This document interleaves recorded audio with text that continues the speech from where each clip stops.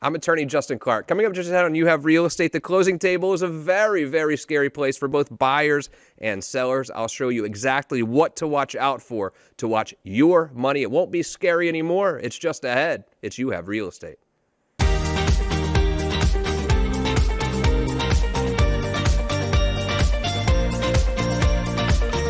And welcome to You Have Real Estate with me, attorney Justin Clark. Whether you're a first-time home buyer, seasoned investor, or even looking to sell your home, this next 30 minutes is designed just for you. Think of it like hitting multiple open houses, all from your living room, but with my attorney advice throughout the way. If you have any questions during the show, I have people standing by right now to answer them. All you have to do is call that phone number on the screen, 407-205-0400.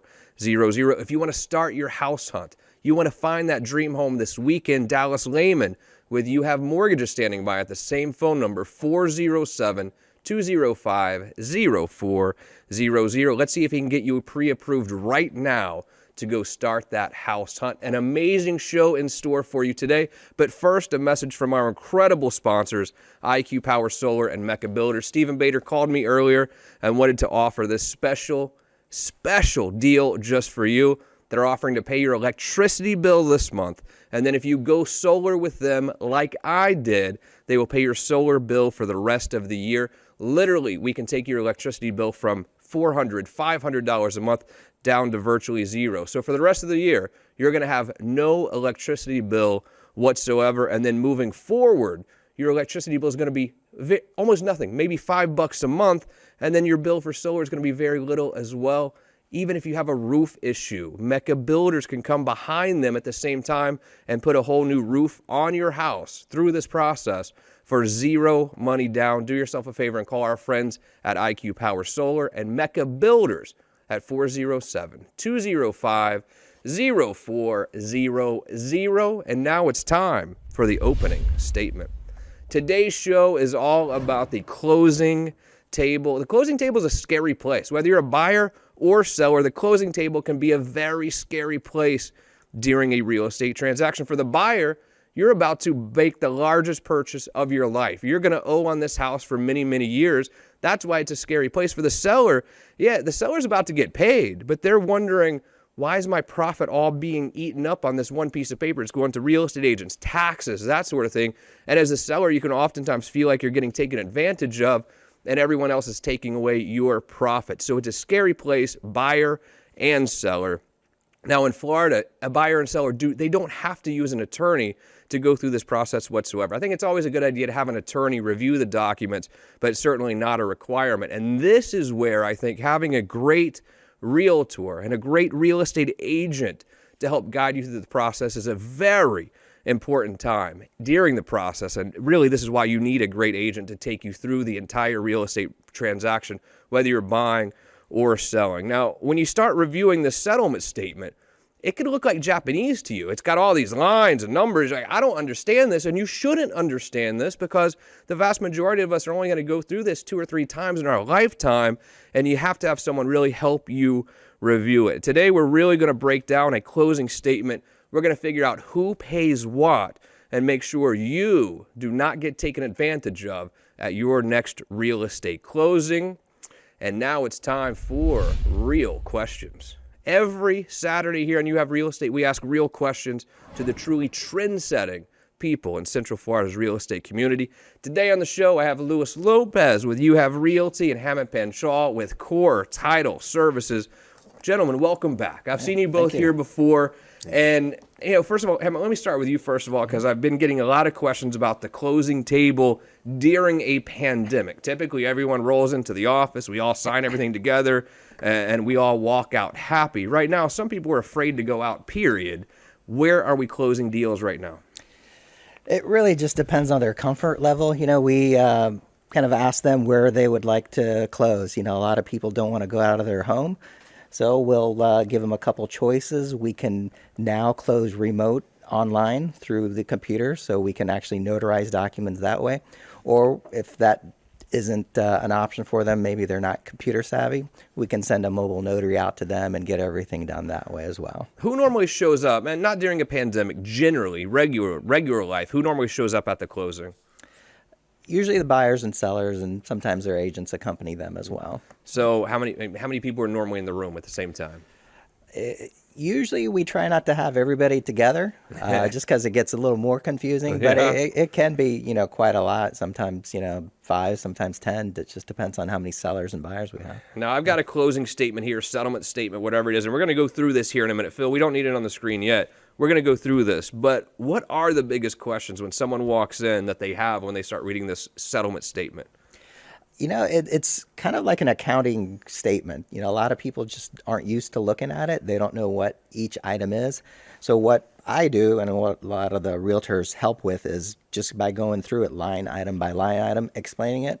And then usually by the end, they know exactly what they're getting into and what each item's for. For those of us who haven't bought or sold a house in a few years, it was kind of universally called the HUD. Oh, what's on the HUD? That's not on the HUD. This is on the HUD. Why did the term HUD go away?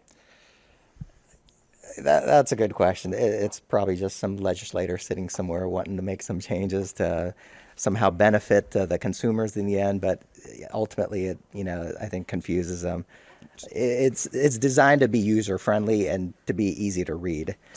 Now there are a couple of versions. There's the Alta statement and a closing disclosure, which great. they could see as well. More documents. Exactly. Just what we needed. So technically, if I want to sound smart, I'm going to the closing. I want to ask the title company or my realtor or whatever. I ask them, is that on the what? What do I call this thing? I use a general term. I just call it a settlement statement. Uh-huh. So settlement statement it is. Let's go with that. And Phil, let's pull up the settlement statement here because I really want to go through this with you and help you understand this because especially if you haven't really bought a house in a while, you haven't sold a house in a while, this is what you're going to see. And you're going to get this how many days before closing typically, Hammett? You should be getting it as a buyer at least 3 days, if not more, before closing. So it's still going to be pretty quick timing before you close. You're probably going to have a lot of questions about this. So this is a legit closing that Hammett recently did. We changed the address, a couple of different things here, but these numbers are exactly what were on the ones that you did, on this actual deal here. So this transaction, let's start at the top. And look, I'm not trying to take you to school here or anything. We're all too old to be in school.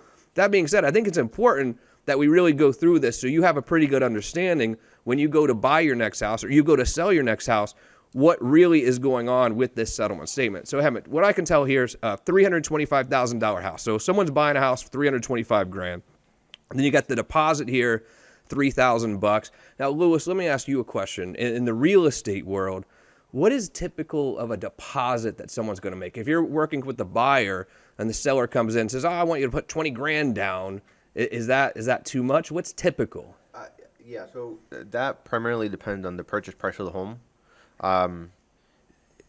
Generally, between the prices of 200 and generally about 350 or 400, we see $2,000 to $5,000. Gotcha. So you don't go in and put $20,000, $30,000 down on a house. I think $1,000 to $5,000 is typically normal. I would say. I mean, Hammett, you see it more than I do. What's normal? What's the normal deposit that you see? That's usually the range that we find. I think if you're looking for like customary, it's 10% is 10%. what I've heard is customary, but most people don't follow that. Usually 3 to 5 is what we see. Gotcha. All right. So on this one, the loan amount is only $40,000. So this is a little bit abnormal, I would say, because generally the loan amount is way closer to the $325,000. This person's putting a lot of cash on this house, essentially. Got a lot of equity already. So that's kind of easy to figure out. Now it gets a little bit more complex to me. So you got these assessments, and you got $46 on the seller side, I guess, and then $46 on the buyer side. What in the world does that mean? So everything on the left side would be for the seller and their interests. Everything on the right side would be for the buyer. So the first item we have, because the seller paid their association dues for the whole year. So, they should get whatever portion that they're not going to own the home back to them. So that's basically a credit that's going back to the seller for their portion of the dues that they paid for the whole year. Yeah. And then the next item is basically the property taxes. You can't pay this year's property taxes until the tax bill comes out in November. So that's basically their portion that they're due to pay from January up until the day of closing. So that's actually being charged to the seller, and then we're going to just give that to the buyer as a credit so that come November, they can just pay the whole year's worth at that point. So basically, this seller is paying the property taxes through the closing date of April 29th, and that's why it shows up debit here. Explain the debit versus credit thing, just so I'm very clear about that. Debit, you can kind of consider it as an expense. That's basically what's costing them. Right. And then the credit, that's what they're going to get at the end of the day. All right, and then down here to the loan charges, the application fee, doc prep, that's fairly typical because they're getting a mortgage, so they're going to have to pay a little bit of cost to get the mortgage here. But why are all of these now on the buyer side as opposed to the seller side? So in this case, the buyer's getting a loan, so those are all charges, and they're going to vary depending on which lender or bank they use. But that's a charge that their bank or lender is passing on to them. Gotcha. And then municipal lien search, what the heck is that? That's part of determining clear title. We check with all the municipalities, the tax collector, the property appraiser, if they've got open permits. We'll do all of that stuff, and that's an obligation for the seller to determine, if there are any of those outstanding issues that they need to clear up. Now, I think that's important, too, because I've seen some people come into my office, Lewis, and you probably see this on the real estate side, where they bought a house, and even sometimes I've seen it'll say 3 bedrooms, it's actually 2 bedrooms, or they have this kitchen that they say was all repaired, but there was never a permit pulled. So will this kind of protect the buyer in some ways to make sure that there's no outstanding issues? Well, if a permit was pulled and they didn't do all the work Yeah. and have somebody come out and actually certify that was completed, that will show up. Yeah. Gotcha. But if they never pulled a permit, that won't show up. Yeah. And then we got payoffs. This is I imagine the payoff to the seller's mortgage company that they have at the time. Mm-hmm. And so that's fairly understandable. We got to pay off the mortgage that the seller has. But here's where I think it gets really complex for people. We start talking about taxes. They're like, oh, I'm not paying the taxes. They're paying the taxes. No, they're paying the taxes.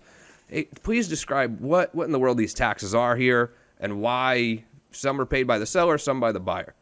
Yeah, so whenever you sell a home, the government always has to get their piece of it. So the larger amount, the doc stamps, is basically the stamps that are due to the state and the county for, selling. So the documentary stamp tax is all paid on this by the seller. Correct. Is that typical? Is that how Yes. it works? Mm-hmm. So pretty much on every deal, the seller is going to pay those taxes. That's usually how it happens. However, all of these are negotiable as well. If you absolutely insist on not paying any closing costs, you can negotiate that and have the buyer pay them all. But typically, this whole scenario is typically what happens. But then now we have the documentary stamp tax. I mean, did they just invent taxes or something? I don't understand It seems this. that way. Yeah, there's a lot of different But yeah, taxes. now this tax is paid by the buyer. Why is that? Well, again, they're getting a mortgage. So, again, the government wants to, get paid on taxes for that as well. Yeah. Okay. Now the intangible tax, because Lord knows we couldn't survive as a society without the intangible tax. What is that? That's basically that's a good Who question. knows? It's a tax. Sometimes I feel like it's all like our cell phone plan or something on here. It's all these different taxes, and I don't know what they're for, but this one's paid by the buyer apparently. Mm-hmm. Why is that? Any idea? I believe it has to do with the mortgage. Whenever the mortgage is recorded, that's part of the taxes that they charge for that. Anyone else getting annoyed here a little bit with all these taxes we have to pay? I mean, it's crazy. But this, if you're going to buy or sell a house, this document is exactly what you're going to have to sign. And look, everyone else in the room, they're not the ones that are about to have a profit from selling a house. They're not the ones that are about to buy a house and owe $300 or $400 grand on the house either. So you need to make sure that you are comfortable with everything that's on this and make sure that you're paying exactly what you should pay. Now, the next one is commission. So on this one, the listing agent, so the agent representing the seller gets $8,125, and then the buyer's agent gets $8,125. But what I've noticed here, and Lewis, you helped me on this one too, both of those are showing up on the seller side. Why is that? Yeah, so generally on a real estate transaction, the commission gets charged to the seller. The seller pays their agent, for example, 6%.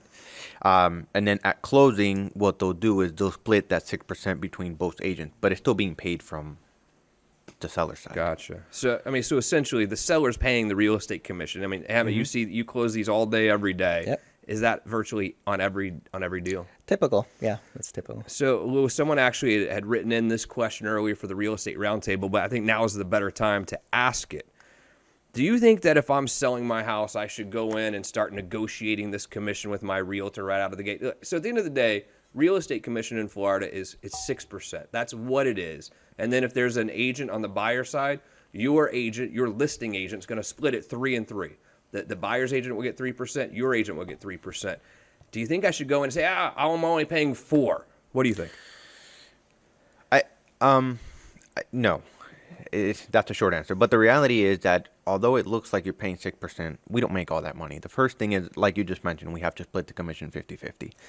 The second part of it is that a lot of money goes into marketing the property. So you want to do an open house, right? You want to do marketing, you want to put a sign, you want to put some balloons, all that stuff costs money. The gas, the showings. So at the end of the day, what you're paying for is a service, and you have to make sure that you hire the right realtor to provide you that service for the price that you're paying. And at the end of the day, let's say that I do convince my agent to go in at 4% only. I mean, are they going to have to then disclose that on MLS? That might make some other buyers or their buyers' agents might not want to come see your house because they're not getting paid as much. Absolutely, yeah, absolutely. Once you agree to pay your agent whatever you agree to pay him, on the MLS, you don't have to disclose what you're paying your agent, but they do have to disclose what the buyer's agent would get paid. Yeah, look, I got to tell you, if you're in the range of, up to 600, 700,000, I don't like you negotiating that 6% because while it may be technically unethical for a buyer's agent to not show your house because on the MLS it says they're not going to get as much of a commission, use a little bit of common sense. If there's a couple houses that this buyer wants to see, do you think the realtor's going to push them on the house that they're going to get paid less or get paid the amount that they should really get paid? So if you start talking in millions of dollars, I think maybe you can have a talk with your agent about that 6%. But if you're talking about, that $600,000-700,000 or less, I think that you pay the 6% because I think you really get your money's worth. You got to trust me on that. All right, let's get back, Phil and Derek, to this settlement statement, so to speak. And now this is where you get paid, Hammett, I believe, the title charges here. Who generally pays for the title insurance, so to speak?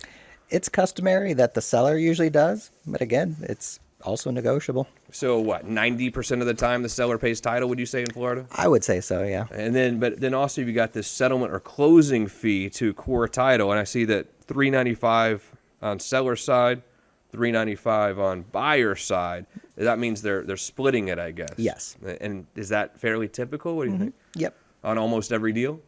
Almost. So it's not abnormal to see them split it. Yep. What's this common. other stuff like lenders, endorsement? Back to these like endorsements thing. I literally don't even know what this is. Yeah, so there's title insurance being issued. There's actually 2 policies. One is a owner's policy, which the seller will pay for. But since this buyer is also getting a loan, the buyer will have to pay for a lender's title policy. So those are some of the title policies and the charges that the buyer would be paying for. Let me stop you right there. So when you say a lender's title policy, does that mean that this lender is now protected from any future title claims? Is that basically what it is? Exactly. And then when you say what was the other title policy you're talking about? Owner's title policy. Owner's title policy. Who does that protect? That would protect the buyer. So then if someone comes back and says, no, John Smith, who sold him the house, they owed me money and I had a lien, and I'm going to come foreclose on you, and now I'm the one that bought this new house, what do I do at that point? At that point, you would get with us as the title insurance company and make us aware of that, and then we would basically initiate a claim and get with the underwriter and start working on helping resolve that issue. Gotcha. All right, let's go down to miscellaneous charges. So we've got a capital contribution fee to the estate of Sawgrass. Don't get me started on these HOA fees, by the way. What is that? A lot of those, that's exactly what it is. This particular one has different fees and charges, so those are just the breakdown of all of that stuff there. So I just want to make sure I get this straight. Fee to estates of Sawgrass Plantation, $250. Resale to estates at Sawgrass fee, $250.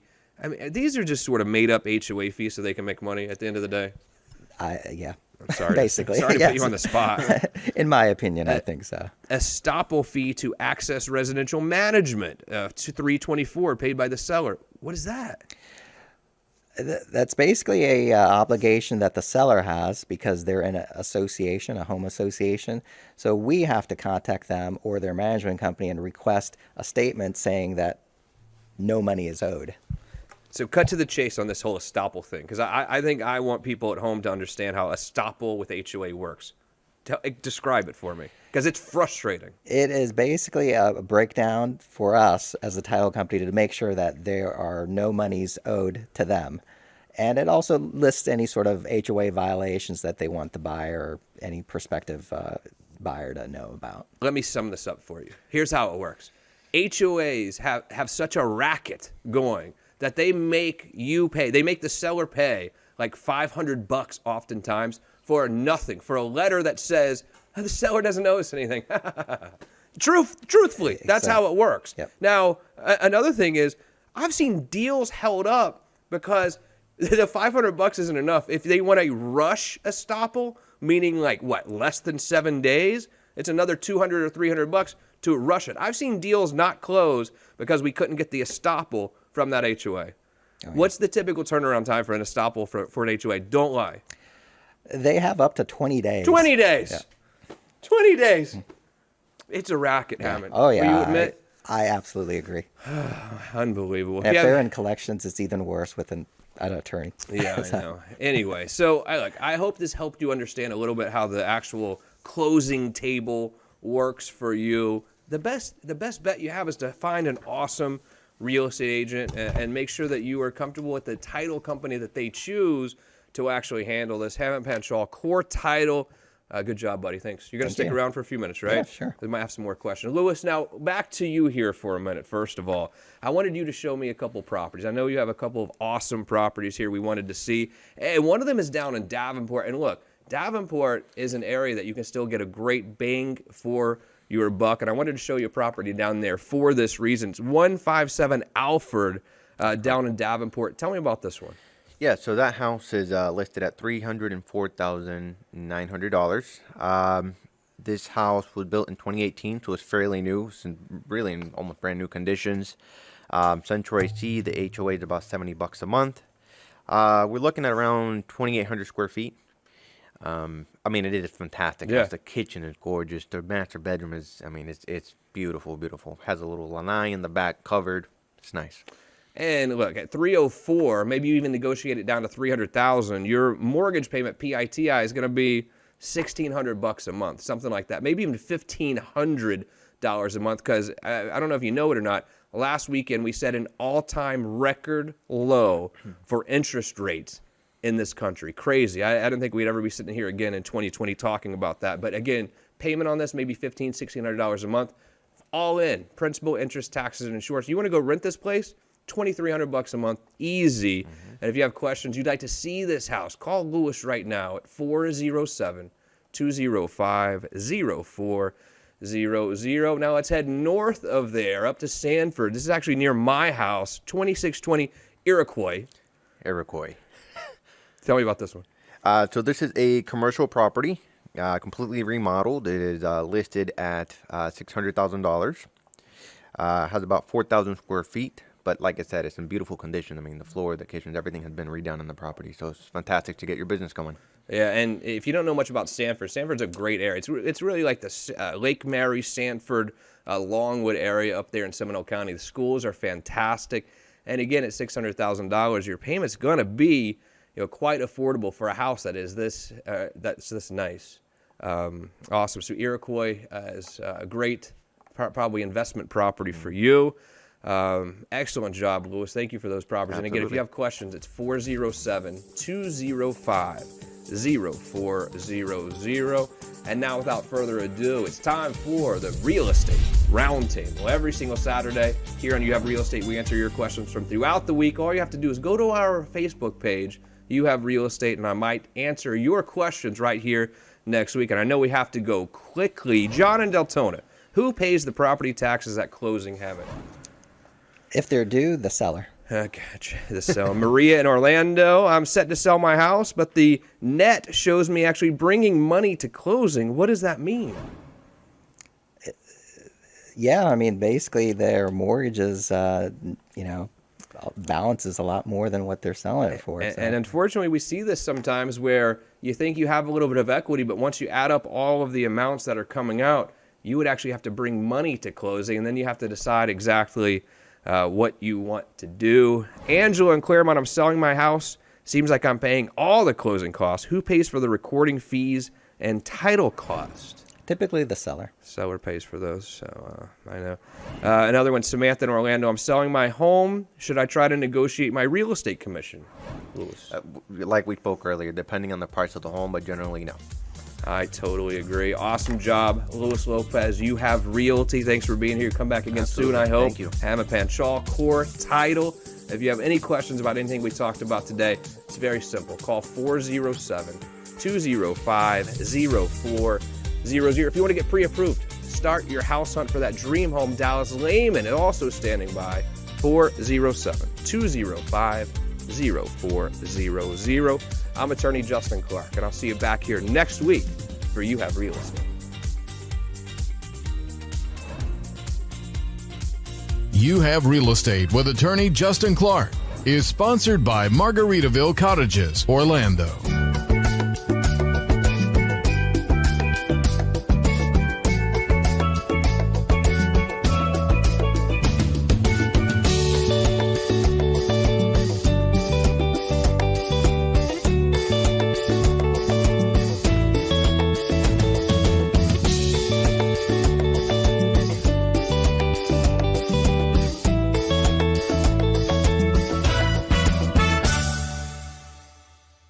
Live here on site with the COO of IQ Power Solar, Stephen Bader. I already had solar installed on my house. I wanted to see his crew in action against Steve.